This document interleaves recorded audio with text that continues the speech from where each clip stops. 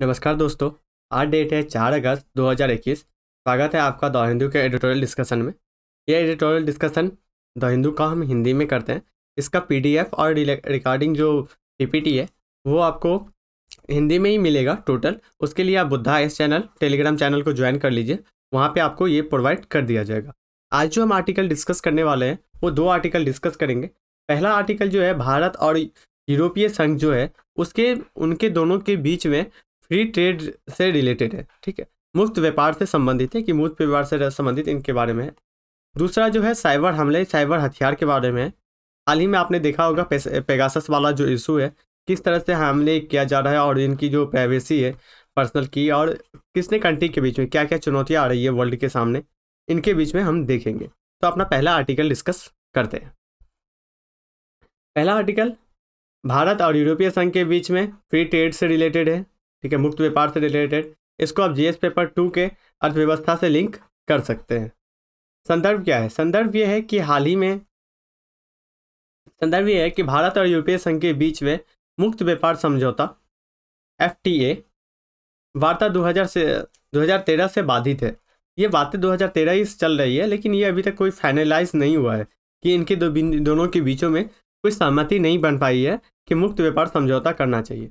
मुक्त व्यापार समझौते से सिंपल सा समझिए कि इसका समझौता क्या होता है कि आपके देश और उनके देश में जो व्यापार होंगे वो मुक्त होंगे, ठीक है। मान लीजिए कि यहाँ पे क्या किया जाएगा आपके यहाँ पे, और मान लीजिए इंडिया में यूए का सामान आता है तो इन पे टैक्स कम से कम लगाया जाएगा, मुक्त व्यापार होगा। उससे इनके बीच में क्या होगी कि इस मार्केट में मान लीजिए कि भारत के बाजार में यूरोपीय संघ की जो वस्तु है उनकी कीमत का दाम कम हो जाएगा। जैसे ही दाम कम होता है क्या होता है, मांग बढ़ जाता है। मांग बढ़ेगा तो उसी से इनको फायदा मिलना चालू हो जाएगा। उसी तरह से भारत का सामान यदि यूरोपीय संघ में जाएगा तो वहाँ पे उनका सामान का दाम कम हो जाएगा, जो जिससे कि ज़्यादा से ज़्यादा हमें सामानों का डिमांड हो सके और यहाँ पे हम मैन्युफैक्चरिंग करके उनको भेज सके। यही होता है मुक्त व्यापार समझौता। देखते हैं आगे क्या है। आगे है कि भारत और इनके बीच में मुक्त समझौता ना होने का कारण क्या है। हमने देखा कि 2013 से ये वार्ता चल रही थी। 2013 से आज अभी 2021 है। इतने दिनों में 7 सालों में इनके बीच में अभी तक समझौता 8 सालों में क्यों नहीं हो पाया? इसका कारण क्या है? इसका कारण जो मुख्य कारण है, पहला है कि विशेष रूप से जो ऑटोमोबाइल सेक्टर है, ठीक है, वाइन है, स्पीड है, डेयरी उद्योग है, उनसे संबंधित जो वस्तुओं पे जो ट्रैफिक लगाया जाता है, ट्रैफिक मतलब एक तरह का आप बता सकते हैं कर, ठीक है, उसका उदारीकरण, और ठीक है, डिग्री में अंतर आता है। यूएई चाहता है कि भारत इन वस्तुओं पे ऊपर ट्रैफिक को कम करे, ठीक है, ट्रैफिक को कम करे। भारत या कोई देश ट्रैफिक क्यों लगाता है? सिंपल वर्डों में आप समझिए। भारत या कोई देश ट्रैफिक अपने दूसरे देशों के वस्तुओं पे इसलिए लगाता है कि जिससे कि हम अपना जो भारत का वस्तु है उसको संरक्षण दे सके। मान लीजिए कि 100 रुपये के जी आपके यहाँ पे 100 रुपये के जी एप्पल बिक रहा है, ठीक है, भारत का एप्पल है, सेब है, और 100 रुपये के जी बिक रहा है मार्केट में। वही यूरोपीय संघ का जो आएगा उनके यहाँ पे बहुत ज़्यादा होता है तो वो 80 रुपये मार्केट में लेके आएंगे। अब इनका सेब 80 रुपये बिकेगा, इंडिया का सेब 100 रुपये बिकेगा, तो किसका सेब ज़्यादा बिकेगा?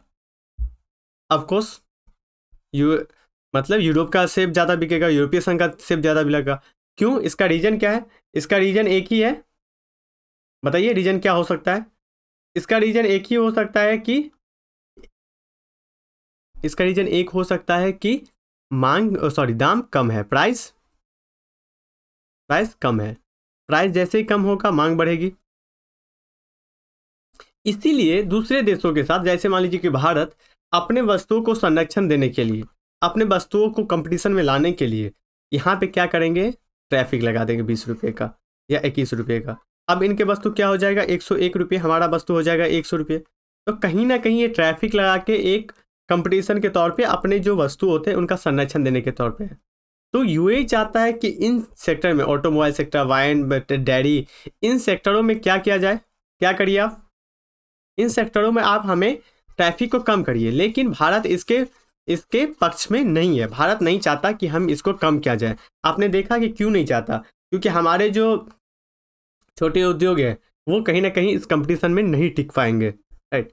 दूसरा कारण है कि सेवा उदारीकरण के मुद्दे, अब देखिए, अब भारत चाहता है कि सेवा के क्षेत्रों में यूरोप में क्या हो, खुला सेवा मिले भारत को, ठीक है, खुला क्षेत्र मिले सेवा के क्षेत्र में। आपको पता है कि भारत का जो सेवा क्षेत्र है वो वर्ल्ड में सबसे फेमस और सबसे प्रसिद्ध है और उच्च कोटि का माना जाता है हमारा जो सेवा सेक्टर है, ठीक है, सेवा क्षेत्र है।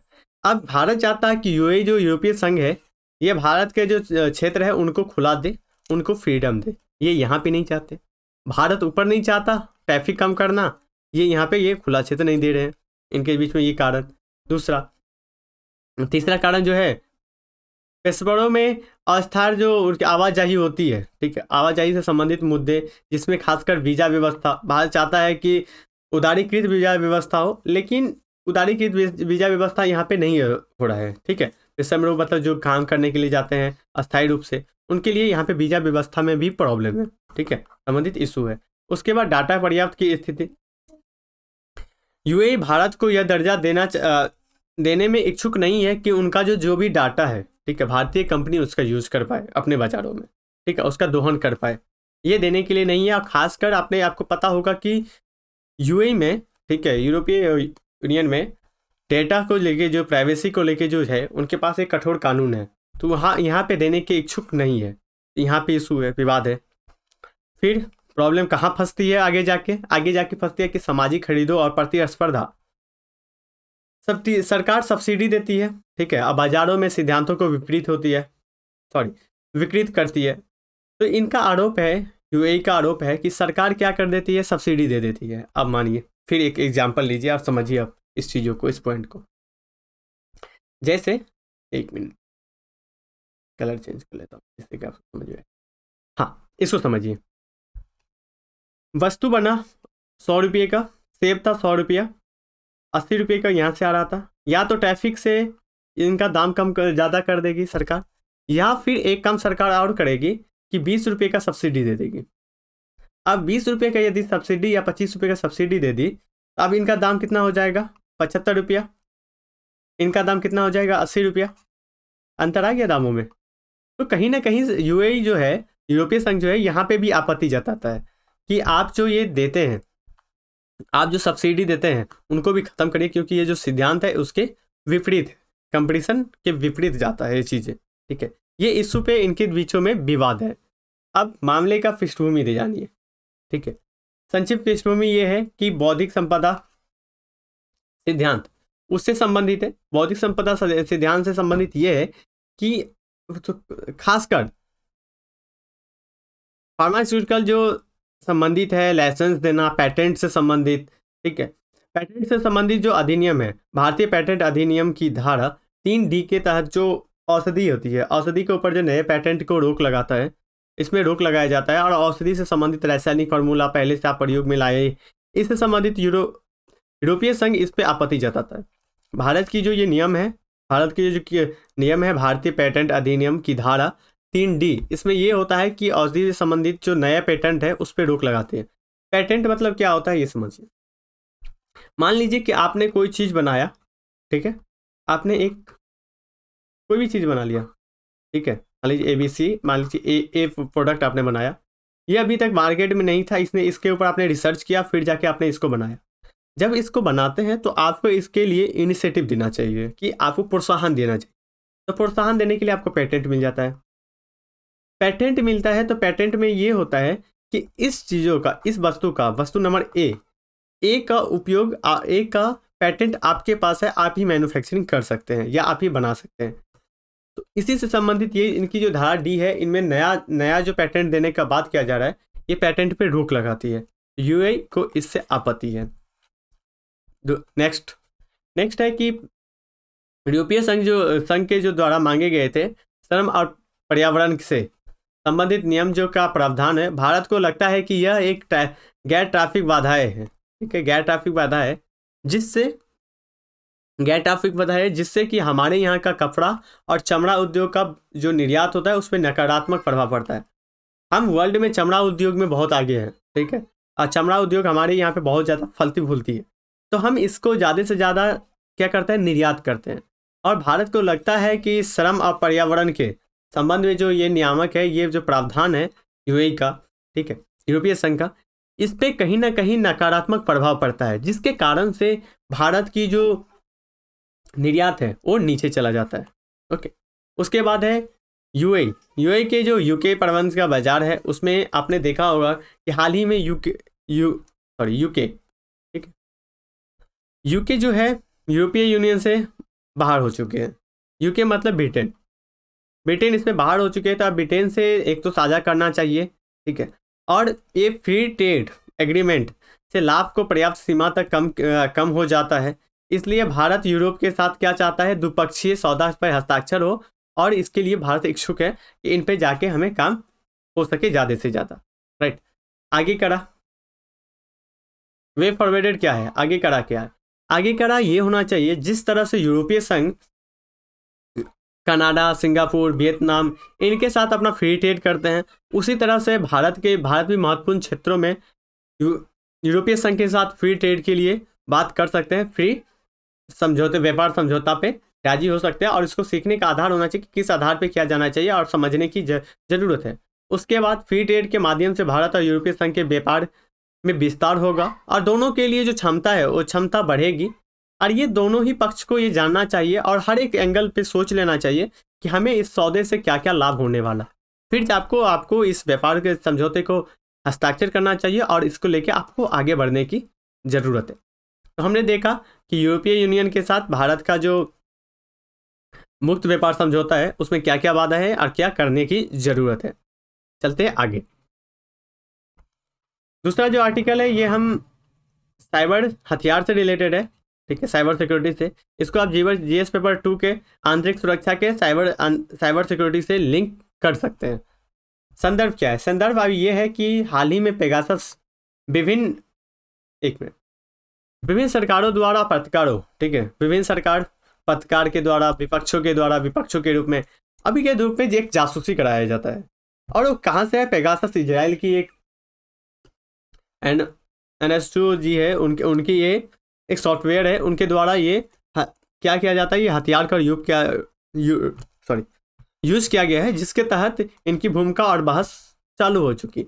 ये एक बहस नया आ गया कि साइबर हथियार जो अभी के टाइम में है वो सबसे बड़ी चुनौती सामने उभर के आ रही है, खासकर किसके लिए, एक लोकतांत्रिक देशों के लिए। ये जो लोकतांत्रिक देश है इनके लिए जो ये साइबर सुरक्षा है और साइबर जो प्रॉब्लम है ये सबसे बड़ी चुनौती बन के आई है। इसमें चुनौतियाँ क्या है, चुनौतियाँ को हम डिस्कस करने से पहले एक क्रोनोलॉजी देखते हैं कि किस तरह से विश्व में, ठीक है, विश्व में किस तरह से साइबर हमले से हानि पहुंचा था। और पिछले 2.5 दशकों में साइबर हमले एक सबसे बड़ा हद तक बढ़ गया है, बहुत ज़्यादा।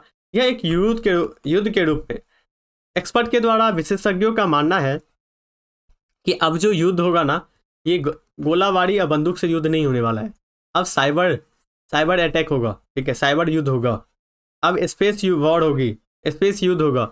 ये सारे अब अपडेट हो रहे हैं जनरेशन। अब जिस तरह से डिजिटलाइज होते हैं, जिस तरह से आप डिजिटलकरण के आगे जाते हैं, तो आपको ये नया चुनौती सामने आएगी, क्योंकि अब हम जो है वो डिजिटल दुनिया वर्ल्ड में चले गए हैं। आप ही देखिए कि आपने कहाँ है, अपने गाँव में है या कहीं पे है, यहाँ से प्रसारण सीधा आपके पास में मोबाइल पे जाता है, आप कितना इजीली अवेलेबल कर पाए। एक ऐसा टाइम था कि इस चीज़ों को पढ़ने के लिए आपको दिल्ली आना पड़ता, उसके लिए आपको रूम लेना पड़ता, एक 10,000 20,000 की मंथली आपको देनी पड़ती, ऊपर से यहाँ पे फीस। लेकिन यहाँ पे क्या है, अभी फ्री में आपको अवेलेबल हो रहा है, एक से बढ़िया एक चीज़ें अवेलेबल हो रही है। तो लेकिन इसका कुछ दुरुपयोग भी होता है, कुछ मिसयूज भी होता है, जिसको हम देखते हैं किस आधार पे हानि पहुँचाया गया है वर्ल्ड में साइबर हमला करके। 2007 में एस्टोनिया के महत्वपूर्ण बुनियादी ढांचे उस पर साइबर हमला हुआ था। 2010 में स्टूडियोनेट जो है ना, ठीक है, स्कॉटनेट में बर्मा में इनको, और खासकर ये ईरान की जो परमाणु जो सुविधा जो डेवलप किया जा रहा था उन पे हमला किया गया था। 2012 में सऊदी अरबिया में, 2016 में यूक्रेन में इनकी जो बिजली ग्रिड था उस पर किया गया था। आप हाल ही में देखे होंगे कि 1 या 1.5 साल पहले की बात है, ठीक, जिसमें मुंबई में भी हमला किया गया था बिजली ग्रिड पे। पूरे महाराष्ट्र में लाइट कट हो गई थी, ठीक है, सभी परेशान है क्या कैसे हुआ। लेकिन ये के बाद में पता चला और जांच में ये आया कि इस पे साइबर हमला किया गया था, राइट। तो इसी तरह 2020 में देखिए पेगासस जिस तरह से वर्तमान में परिस्थिति बना हुआ है, इस तरह से पेगासस का चल रहा है। ठीक है, 2017 में क्या है, यूनाइटेड किंगडम जो राष्ट्रीय सुरक्षा सेवा में हमला किया गया था। ओके, और 2021 में आयरलैंड में किया गया है स्वास्थ्य सेवा प्रणाली में। किस तरह से स्वास्थ्य सेवा प्रणाली संयुक्त राष्ट्र अमेरिका के साइबर हमले जैसे बताए जाते हैं कि किस तरह से किया जा रहा है। और अभी के टाइम में जो कोविड का टाइम चल रहा है उसमें स्वास्थ्य देखभाल प्रणाली कितना ज़्यादा इम्पोर्टेंट है ये आपको पता होगा। ये अभी एक तो रामबाण के रूप में काम कर रही है। ओके, इसमें साइबर के जो इशू है, ये इशू क्या है, ठीक है, मुद्दे क्या है इसमें, ये हथियार साइबर दुनिया और साइबर हथियार के मुद्दे क्या है। पहला देखिए,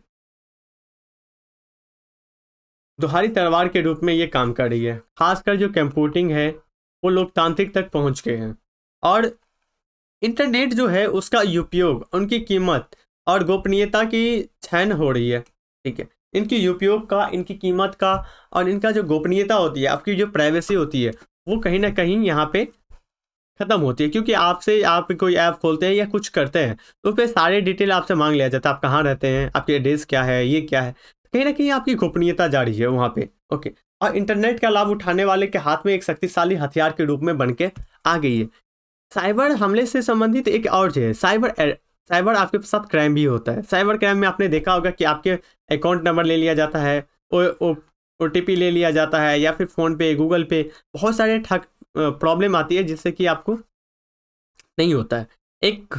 एक हाल ही में एक स्टूडेंट ने ज्वाइन किए थे, ठीक है, जो हमारा मेंटोरशिप प्रोग्राम चलता है, मेंटोरशिप प्रोग्राम ज्वाइन कर किए थे। तो उन्होंने बता रहे थे कि सर क्या मैं पेमेंट करूँगा तो क्या इसको आप पूरे कंप्लीट करोगे, आप 1 साल के लिए बता रहे हैं, आप एक ही बार पेमेंट ले रहे हैं। तो ये क्या देख रहे हैं कि कहीं ना कहीं उस स्टूडेंट के साथ कभी ऐसा हुआ होगा जिससे कि उनको ये डिजिटली जो पेमेंट करने से प्रॉब्लम होता है, तो कहीं ना कहीं वो उनका ठगने का शिकार हुए होंगे। इनको मैंने यहाँ पे बताया कि ऐसा कुछ नहीं होता हमारे यहाँ, जो प्रॉमिस किया जाता है वो डिलीवर किया जाता है, लेकिन कहीं ना कहीं उनके अंदर तो कोई डाउट होगी। तो ये चीज़ें हमारा कहीं ना कहीं दोहरी तलवार के रूप में, एक तो देखिए इजीली आप काम कर पा रहे हैं, लेकिन एक ये होता है कि आपकी गोपनीयता और इनकी कीमत उठानी पड़ती है आपको। उसके बाद कम लागत का युद्ध होता है, ये युद्ध की रणनीति है। पहले क्या होता था, बड़े बड़े हथियार लेना, ठीक है, जैसे राफेल ले लीजिए, बंदूक का उपयोग करना, उसके बाद लोगों का उपयोग करना, लोगों की जान जाती थी, संसाधनों का, उनके लिए खाना भेजना, सेनाओं के लिए सारी चीज़ें करना। लेकिन अब के टाइम में नहीं, अब के टाइम में बहुत कम प्रयासों से और बहुत कम संसाधनों से यहाँ पे अटैक या हमला किया जाता है। ओके, कोई मरता उड़ता नहीं है यहाँ पे, लेकिन जो आपकी मकसद होती है आप मकसद को पूरा कर लेते हैं, समझ गए ना। तो ये सारी चीज़ें हैं। पहले क्या होता था, वेपन लेके आप मार करेंगे, हथियार लेंगे, ठीक है, लेकिन अब वो टाइम चला गया है। उसके बाद है सैन्य और नागरिकों के क्षेत्र में अतिव्यापन के रूप में देखा जाता है कि साइबर वर्ल्ड जो है रोजगार के रूप में एक नागरिकों के साथ और सिपाहियों के साथ देखेंगे कि सीधा सीधा मान लीजिए कि आपके कंप्यूटर में, आपके मोबाइल में आप चला रहे हैं, ये आपकी जासूसी क्या जा रहा है कि आप क्या करना चाहते हैं, क्या खरीदना चाहते हैं, क्या कहाँ आप जाते हैं, कहाँ पे रहते हैं, कहाँ आप बैठते हैं, सारी जानकारी आपके पास है। तो कहीं ना कहीं ये एक सैन्य के रूप में, और नागरिक जो है उनको भी ये कहीं ना कहीं प्रभावित किया जाता है इसके माध्यम से। एक मिनट, नेक्स्ट पॉइंट क्या है, लगातार खतरा। ये साइबर से इसी संघर्ष से लगातार खतरा बढ़ता जा रहा है। एक शांति काल के दौरान आप देखेंगे कि सबसे पसंदीदा हथियार के रूप में अपनाया जाता है। ना तो युद्ध लड़ना है, ना ही यहाँ पे रॉकेट भेजना है, ना ही यहाँ पे ड्रोन भेजना है। यहाँ पे भेजना क्या है, एक ऐप भेजे, आप इंस्टॉल किया आपके ऊपर, बस आपके हो गया, शांतिपूर्ण हमला हो गया ना। कोई युद्ध की बात नहीं चल रही है यहाँ पे, शांतिपूर्ण हमला खत्म, अपना मकसद ये पूरा कर लिए। तो वो है, इसलिए सबसे लगातार खतरा बनते जा रहा है। सरकार का अल्प नियंत्रण, सरकारों के पास इसका कोई ज़्यादा नियंत्रण नहीं है, सैन्य के पास नियंत्रण नहीं है, ठीक है। सबसे बड़ी बात यह है कि लोकतांत्रिक जो प्रक्रिया होती है इनमें हस्तक्षेप होती है, घरेलू विभाजन कि ये बढ़ते जा रहा है। सबसे बढ़ता हुआ ताकत ये होती है कि इनकी जो पकड़ होती है सरकार को, इनके तक वो पहुंच नहीं पाते हैं जो ये हमला करते हैं। और ये एक बहुत ही स्ट्रॉन्ग तरीके से हमला करते हैं, जो अपना निशान भी छोड़ना नहीं चाहते, इस तरह से वो हमला करके चले जाते हैं। तो ना इनके लिए कोई जांच एजेंसी है, ठीक है, जो करना चाहिए। उसके बाद भविष्य में सबसे बड़ा खतरा आने वाले टाइम में, मैंने क्या बताया, पहले ही बताया कि अब साइबर अटैक होने वाला है, ठीक है। अब ये जो साइबर दुनिया है, ये जो चीज़ें है, इसके द्वारा किया जाएगा, ना कि कोई वेपन के द्वारा किया जाएगा। आपके मोबाइल से डाटा निकाला जाएगा, कंपनी, आपके राष्ट्रपति लीजिए, आपके प्रधानमंत्री लीजिए, इनकी डाटा लीक किया जाएगा कि वो क्या करने वाला है, क्या सोच रहे हैं, क्या बता रहे हैं। आपने देखा होगा कि पेगासस क्या है, एक मोबाइल का यूज़ करते हैं या फिर आपके कैमरा का यूज़ करेंगे, आपके माइक्रोफोन का यूज़, आप क्या बोल रहे हैं, अब सारी चीज़ें उनके पास जा रहा है। हाँ, कोई बड़ी हाई अलर्ट मीटिंग होती है, उसमें आप अपने मोबाइल तो यूज़ करेंगे ही करेंगे, ठीक है, क्योंकि आप एक देश के आला अधिकारी है, आपके पास मोबाइल रहना चाहिए। और उसी मोबाइल से क्या होता है, दुश्मनों तक इंफॉर्मेशन चला जाता है कि आप क्या प्लान कर रहे हैं, उस अकॉर्डिंग वो अपनी तैयारी करके आते हैं। उसके बाद है कृत्रिम बुद्धिमत्ता, जो ये जो इंटेलिजेंट है, इसके द्वारा और ज़्यादा परेशानी है सामने आएगी। क्योंकि देखिए, अभी तक क्या होता था, एक चीज़ और देखिए, अब ड्रोन के सिस्टम से आपको अटैक किया जाता है। ओके, ड्रोन को हैंडल किया जा रहा है, अटैक किया जाए, मान लीजिए कि आपने ड्रोन को मार के गिरा दिया, कुछ उनका नुकसान हुआ नहीं हुआ, लेकिन वही यदि कोई आतंकवादी आता और उनको मारा जाता तो उनको नुकसान होता, क्योंकि एक व्यक्ति का जान गया है। लेकिन अब ड्रोन से हमला करके, और जो काम वो व्यक्ति करते हैं वो काम ये ड्रोन करके चला जाता है। तो ये सारे क्या है, एक कृत्रिम बुद्धिमत्ता आने वाले समय में सबसे बड़ी परेशानी के रूप में, साइबर संबंधित के रूप में सामने आएगा, ठीक है। और इसका पता लगाना भी बहुत मुश्किल हो रहा है, ठीक है, रोकना असंभव जैसा लग रहा है। जैसे आपने देखा कि ड्रोन के हमले जैसे ही हुए कि हमारी पूरी व्यवस्था हिल के रख गई, ठीक है, हमारे पास उनको ट्रैक करने के लिए कोई व्यवस्था नहीं था कि हम किस तरह से उनको ट्रैक करें। यही सारे इशू है जो साइबर दुनिया में एक हथियार के रूप में बन के आ रहा है। अब आगे का रहा क्या है, राइटर इसमें कुछ सोल्यूशन दे रहे हैं, ठीक, सोल्यूशन के रूप में ये बता रहे हैं कि राज्य या निगमों के द्वारा निजता को में जो घुसपैठ किया जा रहा है, उसमें एक सार्वजनिक, ठीक है, नागरिक समाज के द्वारा विधायी, स्वतंत्र मीडिया या भारत के अन्य जगहों पे एक बहस और चुनौती के साथ एक कोई कठोर या अदालत की एक बहस होनी चाहिए, ठीक है, जिससे एक कोई सोल्यूशन सामने निकल के आए। सोल्यूशन सामने निकलने के साथ साथ आपको गोपनीयता, निजता पे विचार करनी चाहिए, इनकी रक्षा के लिए एक डिजिटली जिस तरह से आप डिजिटलीकरण को बढ़ावा देते हैं, ठीक है, खासकर हाल ही में जो हमारी सरकार है वो अभी डिजिटलीकरण को बढ़ावा दे रहे हैं। और सही बात है कि टेक्नोलॉजी के साथ यदि हम आगे नहीं बढ़ेंगे तो बहुत पीछे रह जाएंगे, लेकिन इसके साथ साथ हमें इसकी सुरक्षा का या रक्षा करने के लिए भी सिक्योरिटी प्रोवाइड करना पड़ेगा, सुरक्षा प्रोवाइड करना पड़ेगा। उसके बाद उपयोगिता जो डाटा है उसके लेके एक अधिकार और नियंत्रण, एक कानून की खोज की जाए, एक कठोर कानून बनाने की ज़रूरत है, ठीक है।